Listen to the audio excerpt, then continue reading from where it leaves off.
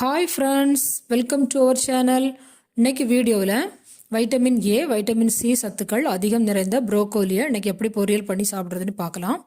இப்போ பொரியல் பண்ணுறதுக்கு ஒரு கடாயில் 2 ஸ்பூன் அளவுக்கு ஆயில் சேர்த்துக்கலாம். ஆயில் நல்லா சூடாகி வந்ததும் 1 டீஸ்பூன் கடுகு சேர்த்துக்கலாம். இப்போ கடுகு நல்லா பொரிஞ்சு வந்துருச்சு. இது கூட 1 ஸ்பூன் அளவுக்கு உளுந்தப்பருப்பு சேர்த்துக்கலாம்.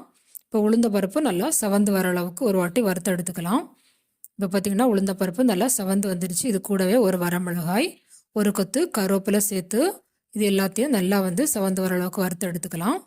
இப்போ இது கூட நீல வாக்கில் கட் பண்ணி ஒரு பெரிய வெங்காயம் சேர்த்து அதையும் நல்லா பொன்னிறமாக வறுத்து எடுத்துக்கலாம். பாருங்கள், இப்போ வெங்காயம் எல்லாம் நல்லா செவந்து வர அளவுக்கு வதக்கி எடுத்துக்கலாம். இப்போ ஓரளவுக்கு வெங்காயம் நல்லா வதங்கி வந்துடுச்சு. இப்போ இது கூடவே கொஞ்சம் உப்பு சேர்த்துக்கலாம். உப்பு சேர்த்துட்டு வெங்காயத்தோடு நல்லா கலந்து எடுத்துக்கலாம்.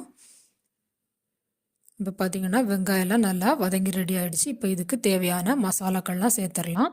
1 டீஸ்பூன் அளவுக்கு மிளகாய்த்தூள், 1/4 டீஸ்பூன் மஞ்சத்தூள், 1 டீஸ்பூன் கரம் மசாலா சேர்த்து எல்லாத்தையும் பச்சை வாசனை போகிற வரைக்கும் நல்லா வெங்காயத்தோடு வதக்கி எடுத்துக்கலாம்.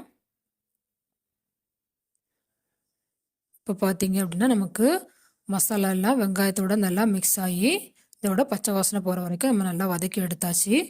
இப்போ மசாலா எல்லாம் ரெடி ஆகிடுச்சு. இது கூட நம்ம ப்ரோக்கோலி சேர்த்துக்கலாம்.